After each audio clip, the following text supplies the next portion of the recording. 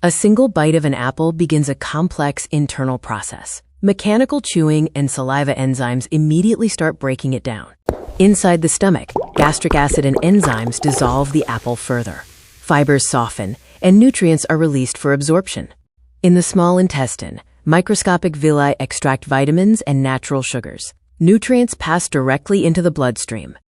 The circulatory system distributes these nutrients throughout the body. Organs and tissues receive energy and cellular support. Glucose reaches the brain, fueling neurons for focus and clarity. Electrical signals fire efficiently across neural pathways. Muscle fibers absorb circulating nutrients for contraction and recovery. Energy production increases at the cellular level.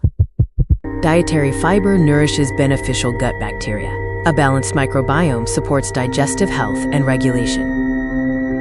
As nutrients circulate, overall energy availability improves. The body operates with renewed metabolic efficiency.